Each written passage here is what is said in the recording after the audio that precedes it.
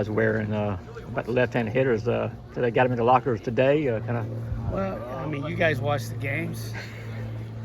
Right now they're having their way with us. Kind of like I told them, in any good relationship, you got to give some love back. Right now they're getting all the love. We got to get some love back. So, yeah, it's just a little fun shirt just to try to loosen them up a little bit. It's not rocket science. Like I say, if you've been at the games or you have any form of stats, they've gotten us here the last couple of weeks okay. And we're just trying to change that. Just nothing against anybody. Right. I'm not calling out anybody, or it's more for us and our team. But you've talked about some of the approaches in the bats, about fighting off more pitch, a better two-strike approach, that kind of thing. That kind of play into that a little bit, maybe? Yeah, just a little more. I mean, you look, I thought the guy, and tip your hat, some of these guys have been really good. Mm-hmm. Goes back to the Auburn game when the lefty, was throwing a really good front hip two-seam to us. I thought the other lefty that Auburn started, Fisher, then you go to the Texas weekend, and we saw three lefties that, I thought were really good against us. But, we just got to have a mentality. It's more about us. It's not about, any certain pitcher we're going. We just got to change our mindset a little bit. We got the ability. We've shown that. We just got to. So that's what the shirt's for. How fast can you turn around 30 shirts or whatever? How many you got? Oh, I don't. We turn those around. I don't know when did we get back? Like, this week's flying by. Sunday? We got back Sunday, so Monday. So I put the order. I could have given them out yesterday. I just was waiting till. So we turned it in Monday, and they came in. I don't know, some point yesterday. When did the idea hit you? I actually did this one time way back in the day when I coached high school baseball in the late 90s and early 2000s. Where were you at? Was that? I was at Abundant Life. Okay. Yeah, that was actually that was the early 2000s.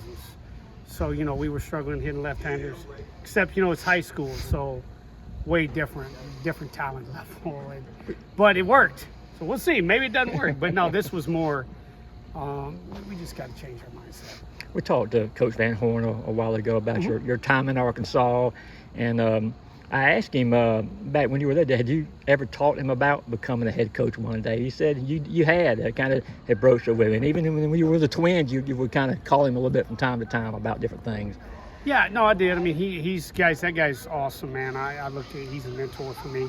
Yeah, my time, I don't want to get into all the phone calls I got and have gotten in my time about, schools calling, wanting to know if I was interested in a head job. And there were some times when I was at Arkansas, there were some times with the Twins when those phone calls would happen.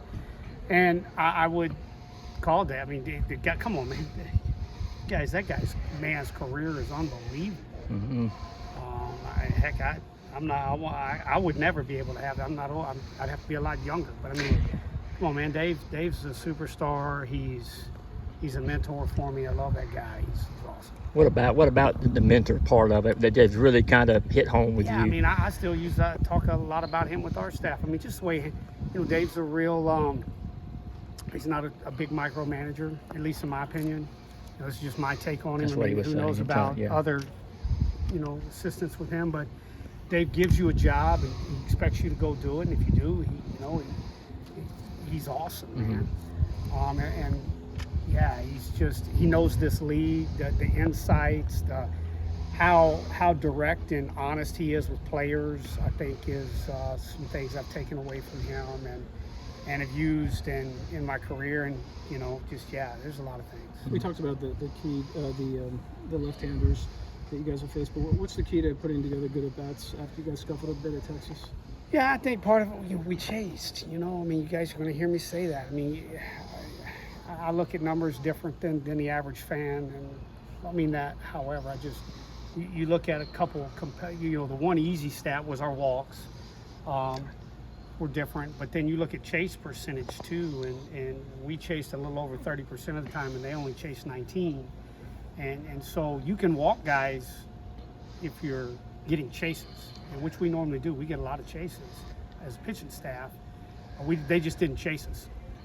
And so that forced us into the heart of the zone a little more. And I mean, you guys know all that. I don't need to go into it. But I mean, when you chase, guys don't have to come into the middle of the strike zone as much. And it's harder to get off an A swing and make elite contact when you're not hitting balls in the middle of the strike zone. And so we put a high emphasis on chase this week again. And I was excited that Presbyterian threw the lefty at us, because I'm like, hey, we're fixing to get two really good ones. And they got a good one out of the pen. And so it's like, yeah. You mentioned Colton Smith a week ago, probably a week away from getting back into the rotation. Is that something that you're looking at for this weekend? Or? Yeah, if we, well, how many more time it is? Yeah, so it's out. It's fixing to be out. Yeah, our rotation will be Curley, Smith, and Finley this weekend. So Colton's in back into the rotation. How you plan on using Goldstein now? How are you going to try it? Yeah. I mean, guys, you look at. I mean, I don't want to give away our secrets Sure. or our game plan, but Yeah. I think if you look at their lineup, right, Well, left, right, hand, left. Yeah. I'll just say this: It's a lot of good you right-handed need hitters. a to weapon slider in Yeah. that bullpen Yeah. to hold these guys down. Yeah. They're really good. Other than the left-handed hitting of late, I know you don't do like weekly, state of the union meetings, but as far as where the team's at, are you pretty pleased in terms of the expectations and the performance? I am. I mean, come on, man. If it's that old thing, right? If you would you have signed up for 8-4 to start the season? Sure. Do you want more? Sure. I think last week was really, really good for us, because that was really the first true hostile environment we played in, and we've been able to address a couple things with some guys I think got sped up. To use that term, they weren't able to slow the game down, which is something we try to take a lot of pride in, is slowing the game down. We didn't at times. And so anytime you can find that out earlier rather than later, you always see, for me at least, it usually turns into a positive. So, we'll see this weekend. I mean, you got the best team in the country coming in. They're the best team in the country because they're really good at all three phases of the game: pitching, defense, and hitting. And it's going to be a tough weekend and good weekend. We're good. They're good.